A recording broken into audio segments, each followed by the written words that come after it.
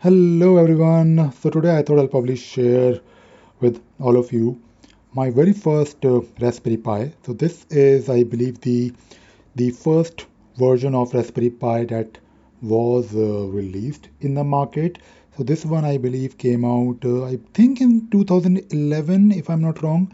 It also says here 2011. I think I definitely bought it around that time, and I bought this in India, and it was a bit difficult to buy this. I I don't even remember the site which I use. I think there is some site called RS Electrical, something like that.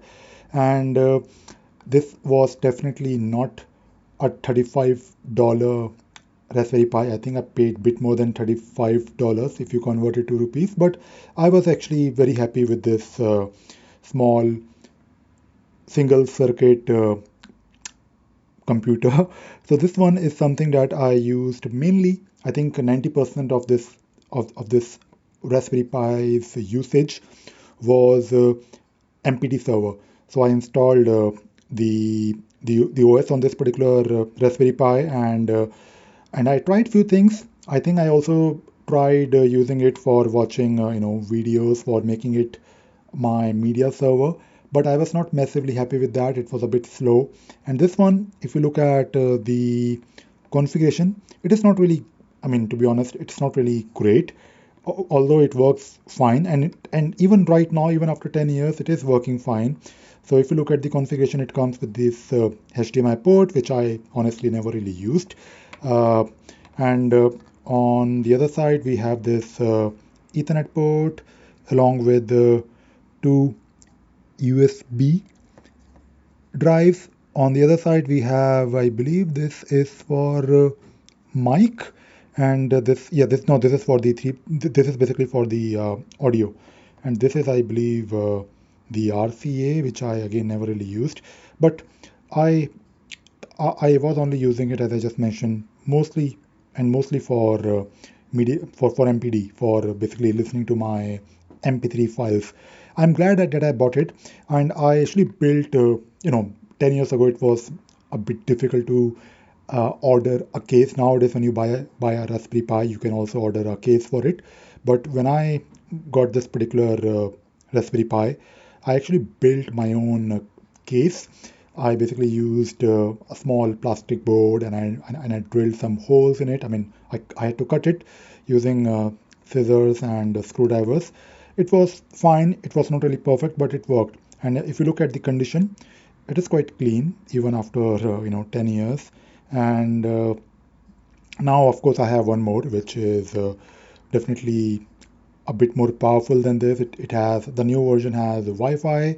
So on this particular Raspberry Pi, there is no Wi-Fi. But I never really used the Ethernet. I basically used, if I remember correctly, that Wi-Fi dongle. I think I used Wi-Fi dongle, which I think worked fine for majority of the time. And right now, I'm not really sure what I will do with this particular Raspberry Pi. I have two of them, in fact, and my first preference is to use maybe this particular Raspberry Pi, or maybe the other one for maybe my security camera. I guess I'll probably build something. This is something pending for a long time. In fact, for the last 6 months, I have been trying to set up some webcams, and I want to use them as my CCTV camera. And I don't really want to use a software. These days you have different softwares that you can use, like Motion Pi, I guess. But I want to keep it very simple, very raw. I'll probably, I definitely want to use only FFmpeg. So this is something that I have planned. Unfortunately or fortunately, I don't really get a lot of time, a lot of free time, even on weekends these days. But what I'm hoping to do is, because this particular model of Raspberry Pi, the very first model, there is no Wi-Fi, although you can always attach a dongle. But most likely, I will just use one Ethernet cable, and I will attach it to my router, and I'll probably connect maybe two webcams to this particular Raspberry Pi. Now, when I initially bought this Raspberry Pi, or when I used it for a long time, in fact, it has been 10 years, I like the idea of the small circuit boards, and I also quite uh, enjoyed using it.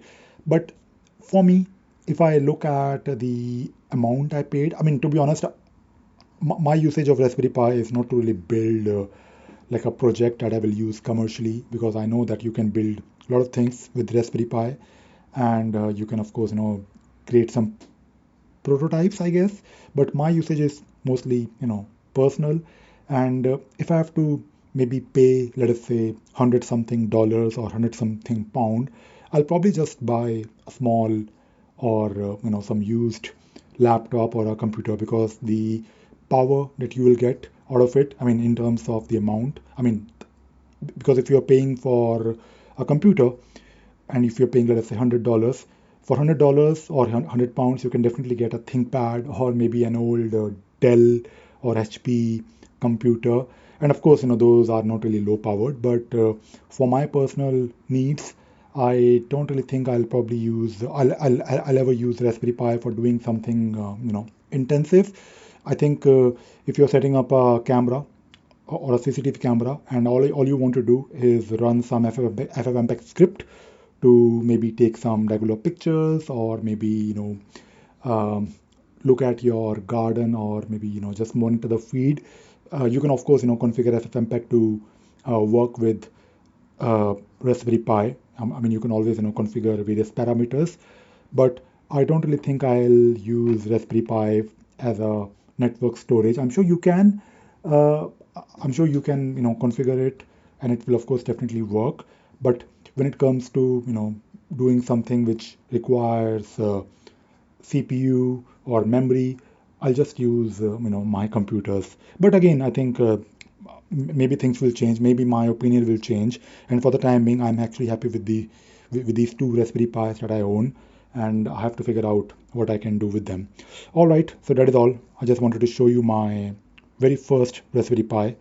I hope you enjoyed watching this video and you learned something new today. Thank you very much.